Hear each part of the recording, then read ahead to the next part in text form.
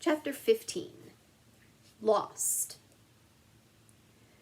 When the Hollister children recovered from their surprise, Pete said to Flippin, "Tell us about the Wizard Circus, please." At first, the tattooed man looked a little flustered.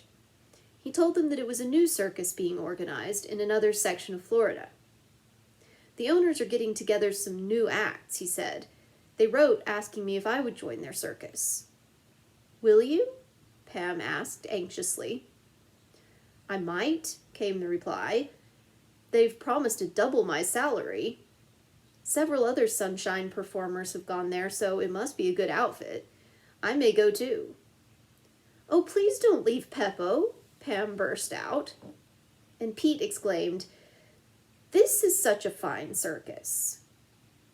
The juggler looked down sadly at the children.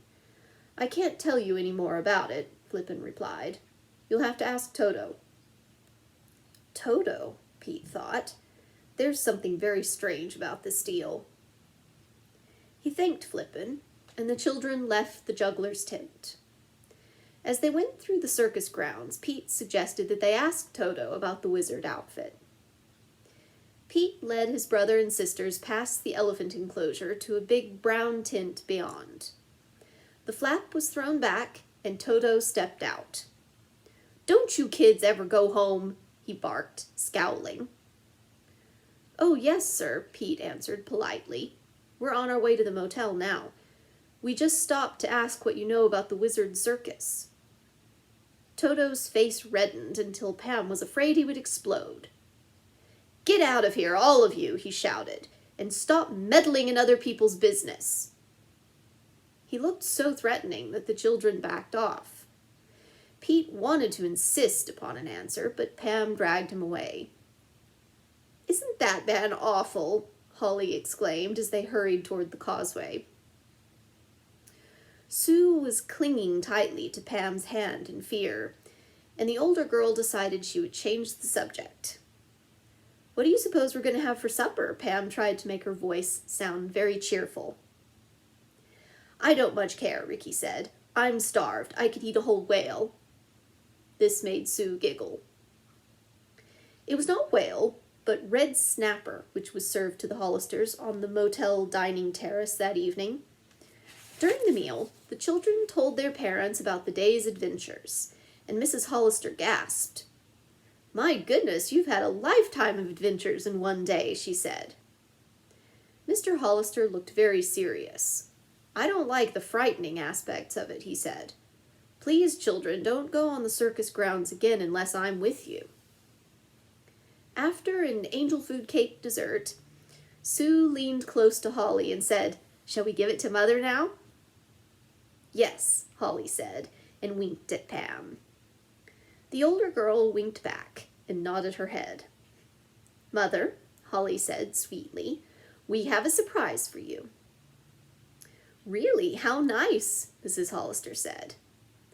"Close your eyes," Sue giggled, "and hold out your hands." As her mother did this, Pam reached down for a package she had hidden beneath her chair. Raising the box above the table, she placed it carefully in her mother's outstretched hands and cried gleefully, "Okay, open your eyes, Mother." "Gracious, what is this?" Mrs. Hollister exclaimed. Mr. Hollister and the boys were as mystified as she was. Ricky began to fidget. "Please hurry," he begged, getting up and going to look over her shoulder. Finally, the paper was off. Mrs. Hollister gasped in delight. "What a beautiful gift," she exclaimed. "Birds made of seashells. Is this some of Miss Sally's work?" The girls giggled. "No, Mother," said Pam. "We made them. With Miss Sally's help, of course." "They're perfectly lovely," Mrs. Hollister said. "Thank you very much, girls." Their father examined the delicate work and shook his head. "I don't see how you ever did this." He held up one large muscular hand. Chuckling, he said, "I never could with this." The others laughed, and Sue said, "Daddy, your hands were made for big work." As they left the table, Mrs. Hollister thanked her daughters again and gave each of them a kiss on the cheek. "When we get back home," she said, "I'll put my lovely birds in a group on my desk. They'll be a nice memento of our Florida trip." Ricky, all this time, had been wishing he too had a gift for his mother. Finally, the little boy decided he would get one. "I know what," he thought. "I'll go to that place down the shore they call Seashell Beach." This was some distance from the motel, but Ricky figured he had plenty of time to get there and back before bedtime. He would hunt and hunt until he found his mother the biggest, prettiest seashell she had ever seen. For a moment, Ricky hesitated. He knew he should tell his parents where he was going, but he also wanted to keep his gift a secret. "I'll ask Holly to come with me," he decided. His sister was eager to go and said she would keep the secret. The children told Mrs. Hollister they were going for a little walk and promised to stay away from the water. The two skipped off happily and in about 10 minutes reached Seashell Beach. How amazing it was! The sand was fine and white, and everywhere there were little shells and big shells of all colors and shapes. At once Holly began to pick them up, and in no time the pockets of her shirt and shorts were filled. But Ricky had not yet saved any he had picked up. The boy had examined many, but none was that extra special kind he wanted for his mother. Then suddenly he spotted it, a large, pure pink shell shaped like a cornucopia. It had an amazing number of perfectly matched swirls on it. "Holly, look!" he exclaimed, holding the shell to his ear to listen for the sound of pounding surf in it. Ricky had once been told that this was the sign of a perfect shell. Sure enough, the shell he had found was perfect. "It's beautiful," said Holly. "Oh, Mother will be—" The little girl stopped short, because out of the corner of her eye she had seen a white poodle galloping up the beach. A man was legging after it as fast as he could. "Ricky!" Holly cried, and her brother looked up. The dog was heading straight for them, and in a moment they could see his collar plainly. It was a fancy purple one with jewels on it. "That's Nappy!" Holly cried. "He got loose from the dog napper and he's going home." "Go to it, Nappy!" Ricky screamed. The sight of the children evidently made the dog change his course, for he headed toward a grove of moss-covered trees that lined the shore at this point. As he reached it, Nappy turned once more toward Circus Island. But he got no farther. To the children's complete astonishment, a large fish net had landed over Nappy, completely covering him and tumbling the dog over and over. Before he could pick himself up, another man dashed out from among the trees and scooped up the dog. As he disappeared into the grove, Ricky shouted, "He's the Shoreham dog napper! Holly, we mustn't let him steal Nappy again! Come on!" The boy dashed after them, with Holly at his heels. In his haste, the boy dropped his prized shell in the sand, but did not pause to pick it up. The children could just vaguely make out the fleeing figure. Nappy was yelping loudly, but in a moment he stopped. This made Holly and Ricky anxious. Had the dog napper harmed the poodle? The youngsters found the going difficult. The grove of trees became a swamp as they dashed on, and time after time they splashed through mud nearly ankle deep. Twice they had to run around the edge of little ponds, which the thief had waded through. He was getting way ahead of them, but the children kept plodding on bravely. Then suddenly Holly skidded on the marshy ground and fell flat. Ricky stopped running to help her up. She was mud-spattered and breathless. By the time the children were ready to start on again, the dog napper and Peppo's trick poodle were out of sight. Ricky and Holly went on for a distance, then realized the chase was hopeless. "Anyway," said Holly, "we'll go back and tell the police. They'll find Nappy." The children started retracing their steps. They stumbled along over huge, twisted tree roots, through mud and around little ponds. Swamp grass lashed at their ankles. It was growing darker by the second. After they had walked for nearly 15 minutes, Holly said, "Rick, are you sure we're going right?" "No, I'm not," her brother admitted.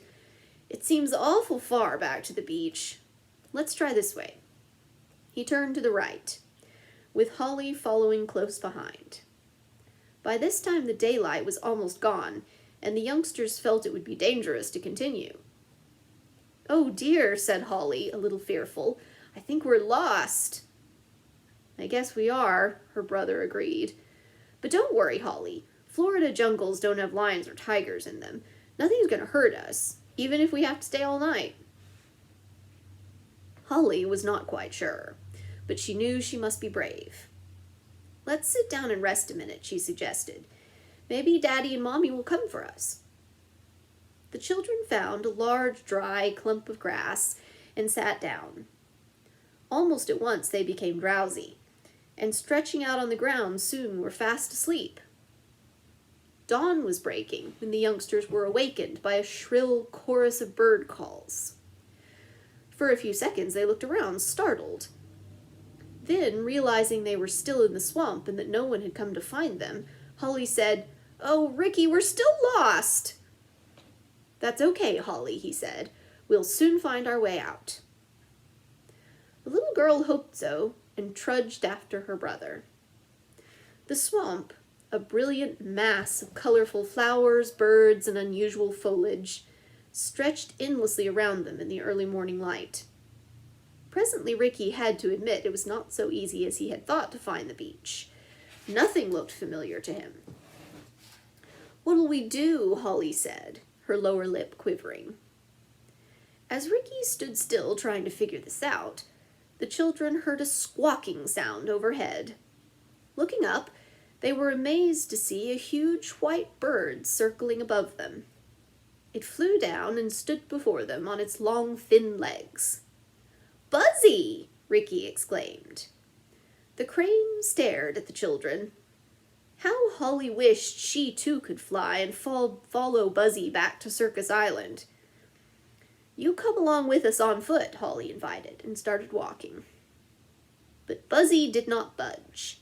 Instead, he began to whoop loudly. As the children turned to see why, the bird stalked up to them, grabbed the edge of Holly's shorts in his bill, tugging her towards him. Ricky laughed. "I think he's trying to tell us something." "What?" "That we're going in the wrong direction." "Let's follow him then." They set off in the opposite direction with Buzzy, now quiet, parading just ahead of them. After some distance, Ricky suddenly stopped short and said, "Listen." From far away came a faint call. Buzzy flapped his great wings loudly and took off over the heads of the children in the direction of the sound. Ricky cupped his hands to his mouth and shouted, "Hello!" The children heard a faint answer. Someone was looking for them. "Hello, hello!" they cried excitedly. Soon Buzzy returned and flew just above, guiding them from the air. The lost youngsters hurried on. Each time they stopped to listen for the hello, it sounded nearer.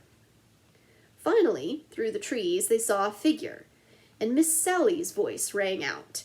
"There you are! I knew Buzzy could find you." The children rushed up to her. "Oh, Miss Sally, we're so glad to see you," Holly cried. "Are you all right?" she asked. As they nodded, she said, "My, what a scare you've given everyone. Folks from the motel, your circus friends, everybody around these parts has been helping your parents hunt for you two all night. Where have you been?" Holly and Ricky told her what had happened. Then Miss Sally said, "You poor tykes. Come, I'll lead you back to the motel. It's not far now." They walked a short distance, came to the edge of the woods, and started up the beach. Suddenly Ricky said, "Please wait just a second while I pick up my shell." He found it in a minute. Then they continued on to the motel. What a joyous reunion it was. Buzzy was given full credit for the rescue, and everyone petted the lovely crane. Peppo and his children were among the throng that was on hand to greet Holly and Ricky, and they thanked the children over and over again for trying to rescue Nappy. "Since the dog broke away once," Peppo said, "I'm sure he'll try again." Everyone hoped so, but several of them were secretly afraid Nappy might be gone for good this time. Mrs. Hollister took Ricky and Holly to the cottage to bathe and change their clothes. The boy gave his mother the lovely shell. She smiled as she kissed him. "It's the most beautiful shell I've ever seen," she said, "and I shall always treasure it." Ricky was very proud. "But please, dear," Mrs. Hollister added, "next time you and Holly chase a dog napper, take Daddy with you." They promised they would, and started for the motel dining terrace. As the family was finishing breakfast, Mr. Hollister said he had planned a trip for the day. "Oh, what is it?" Sue asked, clapping her hands. Her father chuckled. "Suppose you all guess. I'll give you a hint. It may help solve the mystery, and it may help me in my business. In any case, it will be fun."